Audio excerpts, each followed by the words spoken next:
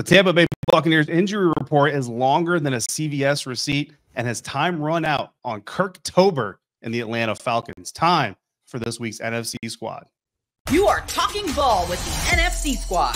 From the Cowboys to the Packers, the Falcons to the 49ers, and everyone else around the NFC, it's the local experts of the Locked On Podcast Network bringing you scoops, breakdowns, and the most comprehensive preview of the upcoming weekend for hard-hitting NFC football with our harder-hitting takes. Buckle up, it's the NFC Squad, and we have a seat for you. No hurt feelings allowed. Squad up, you're part of the NFC Squad. And welcome into this week's episode of NFC Squad. Sit back, grab your favorite beverage, and join us as we get ready for another wild week across the NFC. Today's episode is brought to you by FanDuel. Place your first $5 bet, and you'll get started with $200 in bonus bets guaranteed. Just go to FanDuel.com to get started. And joining the squad today, this week, Gino Camilleri and Louis DiBiase, Locked On Eagles. You don't get individual introductions. Stop cheating. You're both going to get introduced at the same time. Landon McCool, Locked On Cowboys. Brian Peacock, Locked On 49ers. Everybody, big round of applause to the NFC West. Finally coming through for an NFC Squad episode. We appreciate you coming through, Brian. James Yarko of Locked On Bucks. Hang in there, buddy. We're going to get to you here in a minute. Patricia Traina, Locked On Giants. Aaron Freeman, Locked On Kirktober, coming through to take some medicine. But we do have to start in the NFC South, but with the Tampa Bay Buccaneers. James Yarko, pull out the receipt, buddy. I mean, I'm counting 9 people on the Buccaneers IR. They're about to get a 10th with Chris Godwin. You've got almost a practice squad's worth of players on the IR. What is going on in Tampa with the injury situation? The world is a dark place and life has no meaning. All right. And that's how we want to kick it off here at the NFC Squads. That's sounds like a Falcon exactly the message we're looking for. Very poetic. You know, I talked all week long on Locked On Bucks like this game doesn't matter. Losing to the Ravens means absolutely nothing. All that mattered was Atlanta. And you lose Mike Evans in the beginning of the game. It's like, oh, that's tough. You know, Mike's a battler. He wanted to play. He wanted to be out there. He wanted to contribute, and he did. You know, had the first touchdown of the game, should have had a second until his hamstring snapped like a rubber band. And then it's like, but you know what? They're going to be okay. The game got bad, but you know what? Up against Atlanta, you still got Godwin. This 3-headed monster rushing attack is looking good. Then to have Godwin's foot completely flip all the way around. And he gets carted off in an air cast with 43 seconds left in the game. And it was like the collective heart of Tampa was ripped out of their chest. You know, people are still bummed, you know, walking around today, let alone, you know, the night of the game, the day after the game, all of that.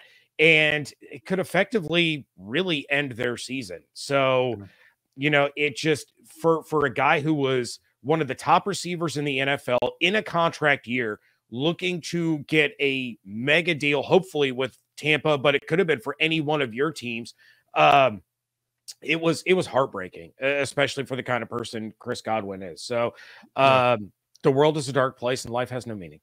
Look, so a lot of people are questioning Todd Bowles' coaching decisions. And if there's somebody who knows a thing or two about questionable coaching decisions in games involving the Tampa Bay Buccaneers, it's our good friend Peter Bukowski of Locked On Packers. What does he think he is? 3 times. Peter Bukowski, since you're joining the show here, you midstream here, let's get your take on this, man. So there's really 2 coaching decisions here that some people are talking about. Obviously, most people are talking about the late one that ultimately is part of the Chris Godwin injury, but also there's the Mike Evans injury. Should you allow the warrior mentality to trump good common sense coaching decisions and say you're not 100% Mike Evans, this is only one game, sit you down for a week, bring you back next week, and you'll get your record and you'll do all these things? What do you think of that decision? Then also go into the late game decision, having the starters out there with less than a minute down 2 scores.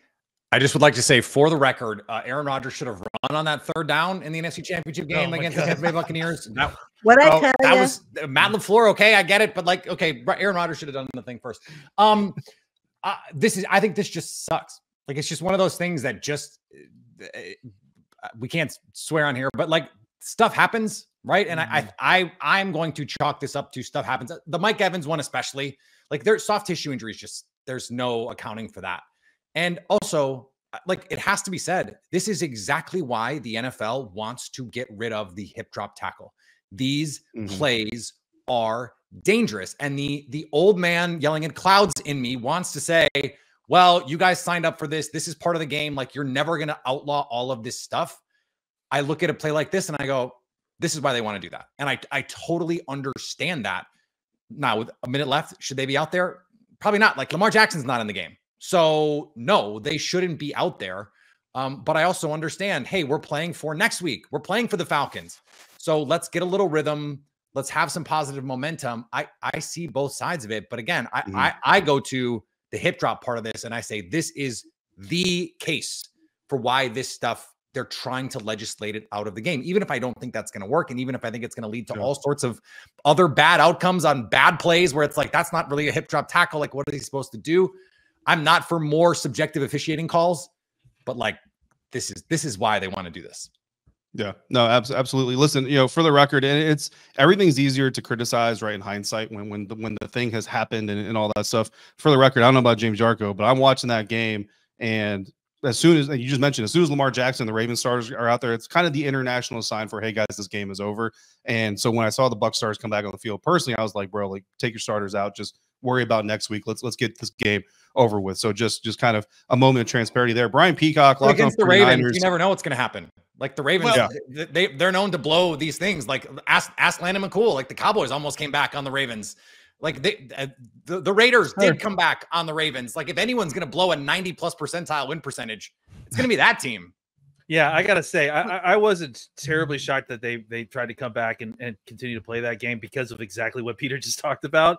But I just to kind of echo the point on the hip drop tackle, just real quick. I think that we've talked about this probably on all of our shows. The legislation of how difficult it is to play defense nowadays.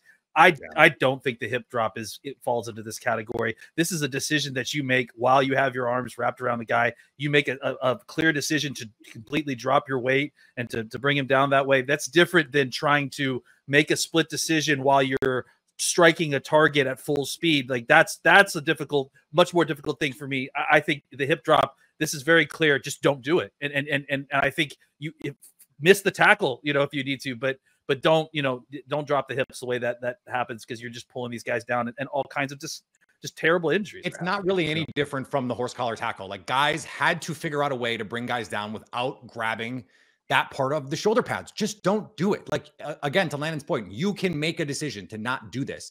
Just don't do it.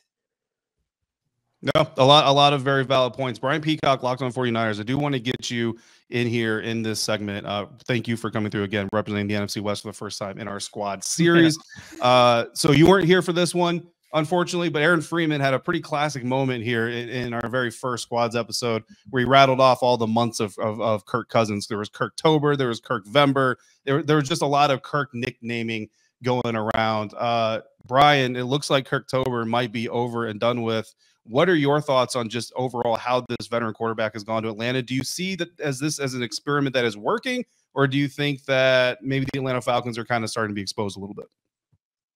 Well, first of all, appreciate you guys inviting me here onto this NFC Squads and getting a chance to represent the NFC West here in a division that's really just not carrying their weight either on the network or just in the NFL this season. But when we are talking about coaching decisions, can we talk about the decision to allow Peter to show up again late to this broadcast? Whose decision was that? Oh, now it's almost mandatory. Now it's almost mandatory. It was mine. Cody told me to show up late. You can blame Cody. Okay, good. Okay, good. Team player, Peter Bukowski. Well, you know what? It's certainly not Brocktober, because Brock Purdy played awful last week, and Kirk Cousins. Look, dude is unbelievable. I love Kirk Cousins. The Quarterbacks Netflix show just gave me another level of appreciation for how important everything is to him, how hard he works, what it takes to be an NFL quarterback, and I guess we shouldn't be shocked that he's successful in another location and proving a lot of people wrong that might not have believed in him. I don't know about renaming months after Kirk Cousins, the Cousinsian calendar instead of the Gregorian calendar. Is that what it's going to be now? We've taken this as far as this can go, I think, guys. I think it's got to be Gregorian. It's got to be Gregorian calendar. I think is what you got to go. You got to go first name on that. All right. Well, we are going to get Aaron Freeman. This segment is over, and you might be relieved, and you might be thinking you've escaped, but you have not. We will definitely get back to Kirktober, and we will find out what the latest is in Atlanta. And we'll also talk about a couple of AFC receivers that might become center points or focal points of future NFC Squad episodes. That's coming up next on today's episode of NFC Squads, part of the Locked On Podcast Network, your team every day. This week's NFC Squads episode is brought to you by Game Time, and Game Time has a feature on the app or at gametime.co called Game Time Picks that makes getting your tickets to your favorite live events even easier than ever before. Game Time Picks filters out the fluff to show you only incredible deals on great seats so you don't have to waste time searching through thousands of tickets. Curated deals make it easier for you to find the best price on the greatest seats. For example, my Game Time Picks here in the DMV feature tickets to see the Pittsburgh Steelers visit the Washington Commanders for $127, or I can see the Boston Celtics playing the Washington Wizards this Thursday night for $41. And I've got that all-in pricing feature toggled on my app. So when I get to checkout, there are no surprise fees. All those prices are right up front. So take the guesswork out of buying your live tickets with Game Time. Download the Game Time app, create your account, use the code LOCKEDONNFL for $20 off your first purchase. Terms apply. Again, create your account, redeem the code LOCKEDONNFL for $20 off. Download Game Time today. What time is it? Game Time. Today's NFC Squads episode is also brought to you by Prize Picks, and with Prize Picks, you can now win up to 100 times your money on Prize Picks with as little as 4 correct picks. That's right. Prize Picks is the best way to get into the action on sports in over 30 states, including California, Florida, Georgia, and Texas. So sign up today and you'll get $50 instantly when you play your first $5. You don't even need to win to receive the $50 bonus. It is guaranteed. So you go in there, you look at those receiver stats, you look at those quarterback stats, and if you feel like you know that this player is going to get more than that stat line or less than that stat line, build your team 2 to 6 players and up to 4, or with even just 4, you can win up to $100. Cook up your hot takes, download the app today, use the promo code LOCKEDONNFL, and get $50 instantly after you play your first $5 lineup with Prize Picks. Run your game. Continuing now today's episode of NFC Squads. Thank you for coming through and making the Locked On Podcast part of your daily routine. Aaron Freeman, this is a show where everybody has to take their medicine, and this is rotated every week. I'm really glad that not one person is just getting picked on, but today is your day, buddy. Kirktober is what you claimed. Kirktober is not what went down in week 7. Explain yourself. Well, we started Kirktober with the beating of the Bucs.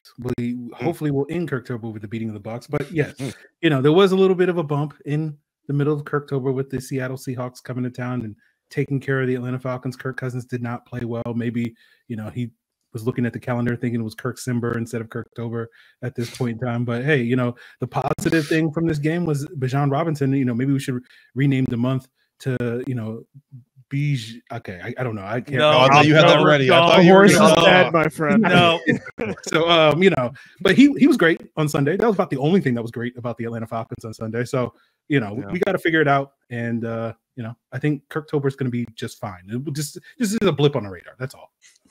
Landon McCool, how happy are you to see Kirktober come to an end before the Dallas Cowboys November 3rd matchup against the Atlanta Falcons? And is there a chance that Dak Prescott will get a month named after him in the following month?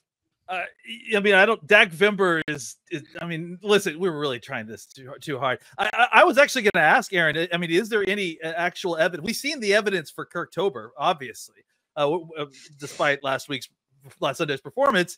Is there evidence for Kirk Vember? Because obviously as a Cowboys fan, I'm interested in playing the Atlanta Falcons in week 1 of November. I'm interested. Yeah, he was pretty good in November in Minnesota. So there is some Kirk Vember vibes going on there. All right, well, let's see. It's going to be interesting to see exactly if this trend, if he can rebound Kirktober, because it gets spooky near the end of October. I don't know if you heard, guys. So it'll be interesting to see if the Bucs kind of rear their ugly head and end this quickly for us. And maybe the Cowboys get an angry Kirk in early November, and it's a revenge tour in November. Is he sponsoring this show? if the Falcons lose to a Godwin and Evans-less Bucks team, Aaron Freeman is never, ever allowed to say Kirktober again, ever.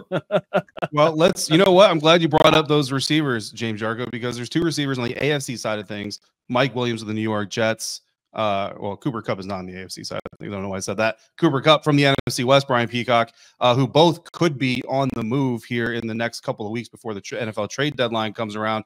I want to go around the horn here, and I want to get some landing destinations for these 2 receivers. So even if you don't think one of these receivers is going to come to your neck of the woods, where do you think they could end up, or where do you think it makes the most sense? And we'll go to a team in the Philadelphia Eagles that probably doesn't need either one of these guys the most. So I'm going to put you on the spot. Let's go with Louis. Louis, who do you think needs either Mike Williams or Cooper Kupp the most?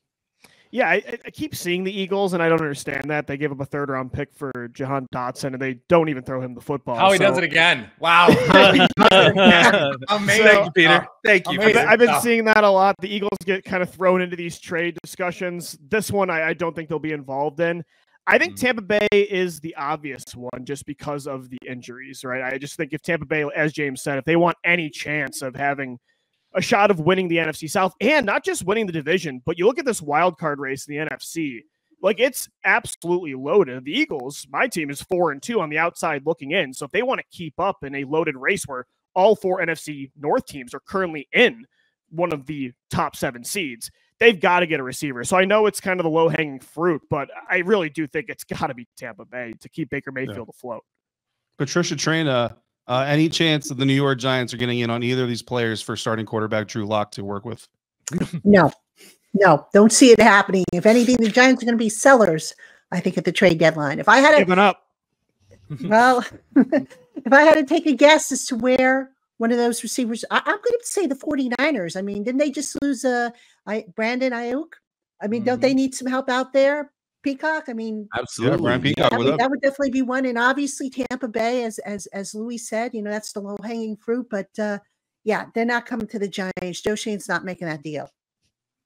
49ers absolutely need some help at wide receiver. And Kyle Shanahan said that they're going to look into it. Kyle Shanahan and John Lynch have been really aggressive, probably the most aggressive team at the trade deadline throughout their tenure. They brought in a wide receiver in Emmanuel Sanders a few years ago. Last year it was Chase Young, obviously the Christian McCaffrey deadline trade a couple of years ago. So they've been very active, and Kyle Shanahan said that they would look into it. It doesn't mean that there's the right move is going to be there, but it seems like there's enough needy teams and enough teams willing to trade away wide receivers that some of these deals are going to get done. But my question is, do the New York Jets continue to flop and flip Devontae Adams before the deadline? Because they did it early enough to where they have time to where they lose 2 more games. And they're like, wait, what are we doing here? Let's get that 3rd-round pick back. Flop them again. I would love Devontae Adams getting traded twice in the same season.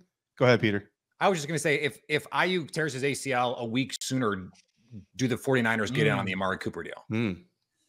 Yes, because I think the 49ers have already made a lot of calls about those players when they thought they might have been trading Brandon Ayuk in September or August. So there was probably a lot of those conversations and groundwork already done. And at those times, if Devontae Adams was already available, and let's be honest, he probably should have been, because what the heck are the Raiders even doing?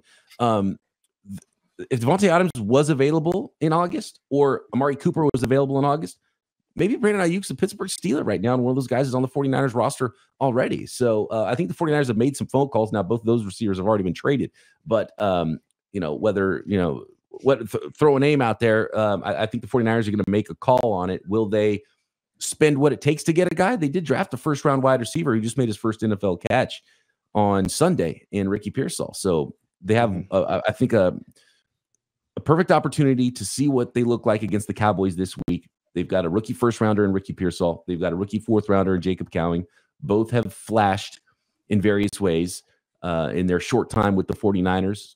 Do they look good enough to where Kyle Shanahan and John Lynch are cool with it? Maybe do a lesser deal at the deadline, and they have a bye week to figure things out before the trade deadline. I think the 49ers are a good bet for a team to be active. Pretty lucky to have the bye week before the trade deadline, right? Like, and any less opportunities to lose a game while this is happening, because the closer we get to the trade deadline, like they could be sellers if the season kept going this way. Like, they wouldn't probably, but if John Lynch is safe and Kyle Shanahan is safe, like that might be the right way to handle the rest of this season without Ayuk, We'll see about Deebo Samuel. Like, this offense just does not look like anything close to itself. And it doesn't seem like we're anywhere near Christian McCaffrey coming back anytime soon with his Superman cape on. I know this is an NFC show, but is there a chance that KC is a buyer here? Like, I mean, that's the one that I immediately came to mind when I saw. Diana Rossini said the money is the problem with that. Like, the Rams would have to eat basically all of the money. But they're willing to. I've heard that they're willing to, that the asking price is a second round pick and that they're willing to eat some of the money. So to me, that seems to. Would you, if you're KC, do you give up a first and say, Rams, eat like all the money? Let's get it down to a minimum. Eat all the money. We'll give you a first round pick. I think it only takes a second, and they'll eat this year's salary. I don't know about future salaries. The buying team would have to figure that out. They can figure out future salaries. You can always rework the deal.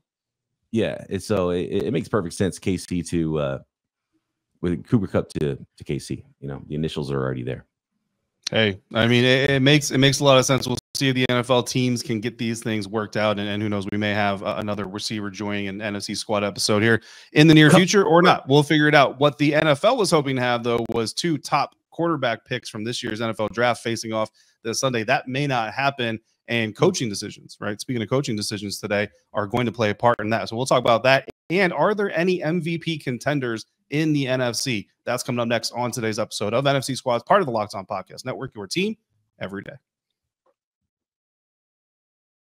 This week's NFC Squads episode is brought to you by FanDuel. And NFL fans, you can get a big return right now from FanDuel, America's #1 sportsbook, because when you've got a hunch in the middle of any game you're watching, whether you're watching your home team, whether you're watching your favorite team from across the country, whatever game you're watching, you got a hunch in the middle of it. This player is going to explode in the stat box. This team's going to come back. This team's going to cover the spread. This team's going to do whatever you think they're going to do. Not only can you go to FanDuel to make that wager and put your money where your knowledge is, but you can also go there to view the latest stats, view the live play-by-play, and get so much more information all in the exact same place where you can place that bet. And you can get started with $200 in bonus bets guaranteed for any new customer when you place your first $5 bet. So again, that's your first $5 bet, win or lose, $200 in bonus bets guaranteed. The Washington Commanders are 2.5-point underdogs against the Chicago Bears this weekend. The over-under on that one is 51.5 points. So you can choose that game or any other game going on. Take full advantage of this latest opportunity by going to FanDuel.com and download America's #1 sportsbook. Wrapping up today's NFC Squad episode. Thanks again for coming through for this week's NFC Squad. And the NFL guys, we all know when the NFL gets these schedules going and they match up all these contenders, whatever, they want to get the best storylines they possibly can in the best possible spots, right? So week 7, they were hoping they scheduled the Washington Commanders and the Carolina Panthers for a 4:05 p.m. kickoff from jump. The only reason you do that is you're hoping to get Bryce Young reinvigorated, Jayden Daniels with a little bit of experience under his belt. They didn't get Bryce Young, and they only got Jayden Daniels for one drive.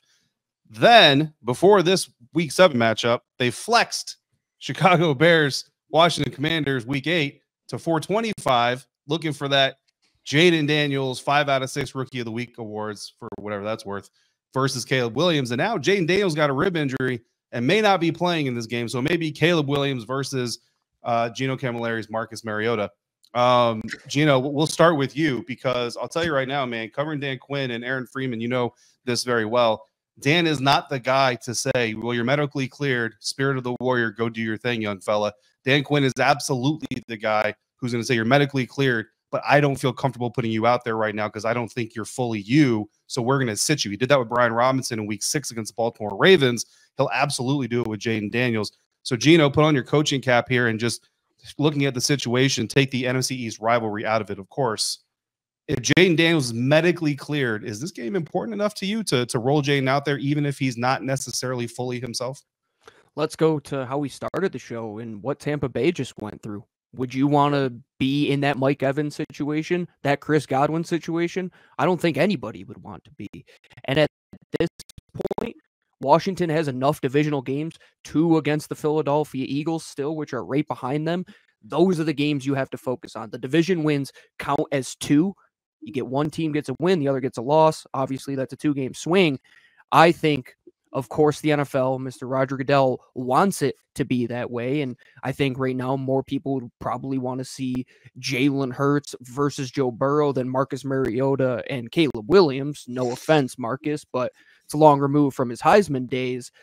But at the same time, Jaden Daniels, if he's ready to go, this isn't going to be the first time in his career that he's going to be tasked with playing injured. Let's be honest. If he's medically cleared, like you said, David, he's got that warrior mentality. There's a reason he went second overall. I think you just have to let him go and sling it. And if he believes that he can, all power to him. If you're a Washington fan, though, right, you got to be so nervous about a number 2 overall pick coming in banged up. I mean, that would give me nightmares. That's never happened before, Lou. There's never. I was gonna say, there's no maybe not the organization, but the fans. I'd be like, not this again. If they're going to make that injury worse, you sit them right now. Luckily, the difference between ribs and a knee is enormous. Yes. Like it's really just a pain threshold thing. I think if you're a Commanders fan, you kind of want to see him go out there and play through it because look, on this Zoom, like everyone on this Zoom probably weighs more than Jaden Daniels, Patricia Traina excluded. He's so small. He's so little. And so you worry about these injuries and he needs to, I don't know the DC food scene well enough, but like get him some Five Guys. Like he's got to put on some weight because this is going to be the problem for Jaden Daniels moving forward is he's going to have to stay healthy. It's not the the ACLs and those injuries that anyone like Tom Brady tore his ACL for crying out loud. It's these sorts of hits. It's do you just have the body armor to make these plays? That's what I want to see from Jaden Daniels. And I want to see him go out, wear the Game of Thrones chest armor plate underneath the thing. Like I want to see him do that. And if he can do that, like, is there anything else any other box he hasn't checked? Like Lauren Cox is ducking David Harrison on the show because he doesn't want to come on and say the Bears made the wrong pick. Like Lauren, come on the show. What are you doing? Afraid to compete. No, you're 100% correct. I mean, the pain threshold is the biggest part of it because I mean, structurally, it's already been basically determined like he's structurally pretty much as good as you can get. It's about that torque and that twisting of the upper torso to get the trajectory of the ball, get the velocity, all that stuff that we got to see if he can withstand. James Yarko, I want to ask you though. We're going to wrap up this topic with you because you're the closest to this situation, feeling it the worst this weekend. What is your opinion? What's your take? I think, and I hate to say that I agree with Peter Bukowski, but I agree with Peter Bukowski. Like this is a pain threshold thing. Record the day time. You know, this isn't a hamstring. This isn't a knee. This isn't the throwing shoulder. This is, can you handle, that soreness? Can you still be who you've been for the first part of this season, which has been absolutely amazing? I cannot remember the last time I was excited to watch Commanders or Washington football team games. And I'm excited to watch them if I can, because Jaden Daniels is so much fun. So can he still throw the ball, effectively? And it's not hampering him. Can he still take a hit and not be knocked from the game? I think it's kind of an apples and oranges situation. And of course there is inherent risk anytime there's a play being run. Is it worth it for the Commanders to move forward with their star to outduel the lesser rookie quarterback? Or do you learn from Tampa and you say, you know what, let's make sure that he's 100% just in case. But no, if I'm Jaden Daniels, I'm probably trying to play. If I'm a Commanders fan, I'm not scared if he takes the field. Yeah. I'll tell you, Dan Quinn has been very conservative with injury management on this team this season, and we expect him to be equally conservative. But you all make very good points. It's not like it's his throwing arm. It's not like it's his knee. So it's a different animal altogether. It's not like Johnny Newton coming off of a foot surgery as a defensive player's lineman. Got to play, It hurts. Yeah, absolutely. It hurts so bad. And look, Jaden was starting to get in MVP conversation. I know there were a few national people who were bold enough to say he's in the MVP conversation already, but he was at least starting to kind of generate a little bit of buzz there. Had he beaten Lamar Jackson, even though they don't play against each other, he probably would have been in there a little bit firmly. But right now, it looks like Lamar Jackson, I think, is probably the favorite. Patrick Mahomes is the second favorite. There's some other people holding on to some other names out there. But guys, the final question here on this week's NFC Squad episode is there a legitimate NFC contender to the MVP. And I want to go counterclockwise. We're going to start with you, Peter, and we're going to end with Gino. So, guys, what do you think? Is there a legitimate NFC contender to the MVP crown this year? Let me You just better say, not say Jordan Love. let me first just say, I think Mahomes being 2 is ridiculous. I think it's absurd. Agreed. Like he is right now on pace to set a record in the next gen sports era for average depth of target on the short end. Yes, he makes every play at the end of these games, and they win in large part because Patrick Mahomes can make 1 or 2 plays. But the only reason, and as someone who watched Aaron Rodgers in the playoffs, Packers defenses give up 40 and they lose, it's like the only reason he is in position to make those quote unquote clutch plays is because this defense is outrageous. And so I just think him at 2 is bananas. I would have Jaden Daniels. Jaden Daniels is the answer. Jaden Daniels is the leader in the NFL in EPA per play right now. And over the last decade, the only 2 players to ever lead the league in EPA per play, or the only MVPs to not also lead the league in MVP and EPA per play, were Cam Newton in 2011. So you go back 15 years, and Lamar Jackson last year. This is a bellwether. It is a harbinger. And if he continues to play like this, I think there's going to be narrative momentum on his side, unless Lamar is like 45 touchdown passes and rushes for 1,000 yards. Like, he's going to be beholden to his last MVP season and hit the one before that. Jaden Daniels is the name to me because narratively, if they win 11 games, like with as bad as we thought that defense was going to be, and this offense is absurd right now. Like yards per drive, yards per play, historic pace on efficiency. The last 10 years, we're talking about the 2018 Chiefs and this offense. That's not an exaggeration. If you look at some of the advanced metrics, the answer is Jaden Daniels, and there isn't a close second right now. Jared Goff. I mean, I know Locked On Packers doesn't want to say it, but first of all, Locked On Cowboys, it's Aaron Freeman's turn.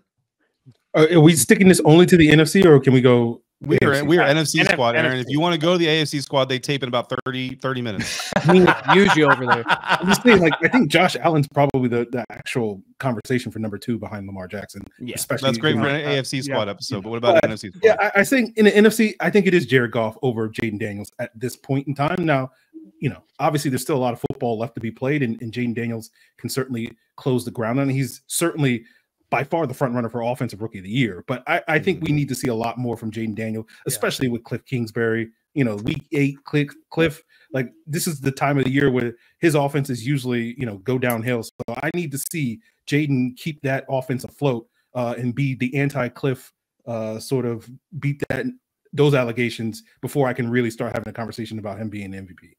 Yeah, that's fair. Louis, what you got? Yeah, I don't think there really is a serious MVP candidate in the NFC right now. Maybe it's Daniels, maybe it's Goff. I'll say the Eagles actually might have the best non-quarterback case for an MVP in Saquon Barkley right now. Obviously, that's not going to happen.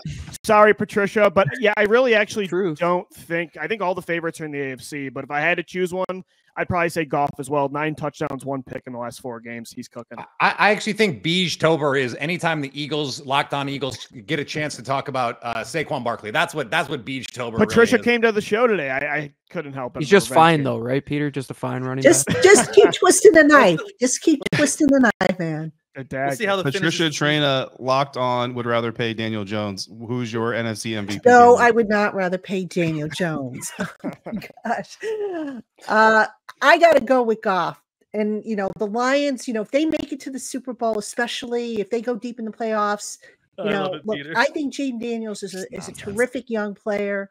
But I'm with Aaron. I think you want to see a little bit more. You don't want to make a snap judgment just based on 7 games. You want to see if he can keep things going, especially when the weather really starts to turn and more challenges pop up. But, for me, it's got to be Goff, especially, like I said, they're a Super Bowl. They're in the discussion for a Super Bowl, that team. And, if they make it, I think it's hands down him. All right, James Jarko, the host that last covered a Super Bowl run in this room.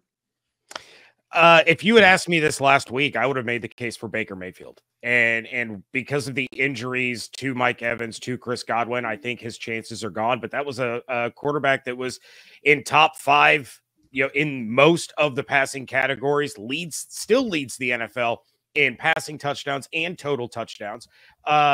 But I think because of the injuries now, we're going to see a pretty significant drop off. And so, yeah, I'm with everybody but Peter. And yeah, it's Jared Goff right now. And I love Jaden Daniels. I already talked about how much I enjoy Jaden Daniels. They're not giving the MVP to a rookie. Louis is wrong, and Saquon is not the number one non-quarterback. I mean, I guess if we're talking NFC only, maybe, but no, that would be Derrick Henry. He would be the one that's in the conversation for non-quarterback MVP. But yeah, if you're going to pick someone from the NFC right now after week 7, it's Jared Goff, who lost to Baker Mayfield. Does anyone know the last rookie in the NFL to win MVP? It was Jim Brown. Probably like that's an AFC squad question. Brian Peacock, Locked On 49ers, your NFC MVP candidate, sir. Well, since Brocktober ended abruptly in week 7, I would say Jared Goff is definitely the leading contender right now, and it has become a quarterback award. Saquon will not be sniffing the award. Derrick Henry might steal a couple votes from Lamar Jackson. He's not going to win the award either. And look, with the Jaden Daniels stuff, I think it's important for Jaden Daniels to go out there and play and make sure that Cliff Kingsbury doesn't wrestle the credit away from him because of how good Marcus Mariota looked when Jaden Daniels was out of that game. So he's got to go out there and play and play hurt. And I want to help Aaron out as well, because if Kirktober continues into Kirkvember, you might get an opportunity for the Atlanta Falcons to play potentially deep into January. You're welcome. Nice. Oh, thank you. Thank you. Landon McCool, Locked On Cowboys. I'm not doing these shows anymore. Next week this is painful. Stage for it. Okay, I'm new to this. I thought I had to do it. I think for me it's Goff. I think he if he can continue to play the way that he is, and that may be a big if, I don't know, but I think he's the last 2 or 3 games he's really taken it to a new level. I mean, an area where I didn't think he could play, and I've seen the guy play in the Super Bowl before, so I think he's playing his best football. I think he's the most valuable player in the NFC. But I'll throw a bone to Peter here, because I do think that after watching, the Packers, we're doing it for a segment on our show. If Love can kind of stabilize things a little bit, he's got the best weapons to kind of to make a run like this, to kind of catch up. And I think, we talked about Baker being the touchdown leader, but that was only for a little. That was only for a little while that Jordan Love was actually leading the NFL in touchdown passes. Now he's also leading the NFL in interceptions. I'm pretty sure as well. He's got to turn that around. But I think he's the other guy that potentially could, be a late. He's on pace for 45 touchdowns and 24 interceptions. One of like the just all-time fun seasons. Like that's Dan Marino in the mid 80s kind of stuff. Jameis Winston had 20 interceptions. That's a Jameis Winston line. Absolutely. Yeah. It's Cleveland Browns starting quarterback, Jameis Winston. Gino Camilleri, wrap it up. I hate that it's a quarterback award, because if this team had a quarterback and they were any good, this player would probably get way more recognition. I think Dexter Lawrence is on pace to do some freaking crazy things this year. And if they were a playoff team, he would probably get recognized as such. And he's doing Aaron Donald-like things even at a higher clip right now. And we all talked about quarterbacks. I wanted to flip it on its head. Sexy Dexy could play some football, man. He is a very good football player. Wait, I know we got to go. To the Vikings. Let's get that out of there. I know we got to go all the time. Patricia, that's not happening. Patricia, if the Rams go full sell mode and want to give Matthew Stafford away, would the Giants make that call?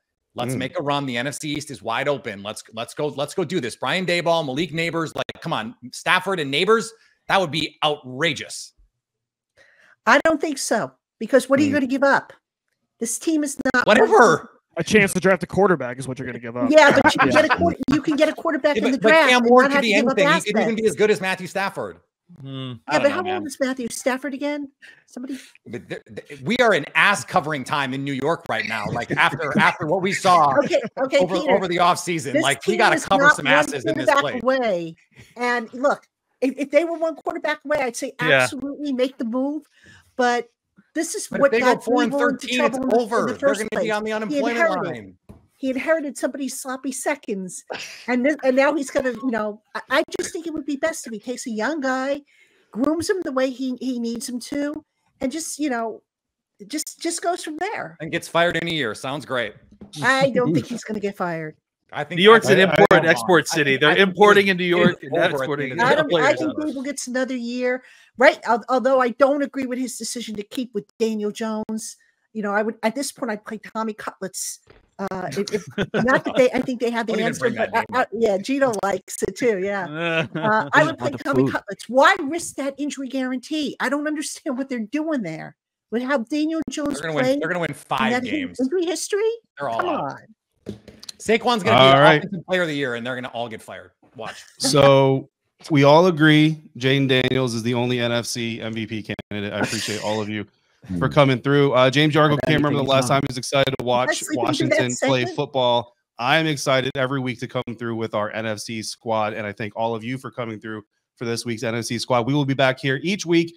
Each of us here are here every day for you at our respective shows covering your favorite NFL team. So make sure you're following, make sure you're subscribed. Don't miss a moment of all the excellent coverage going on around this podcast network, even on the AFC side of things, all part of the Locked On Podcast Network, your team every day. Wrong button. Peter, don't you ever worry about walking the streets of New York?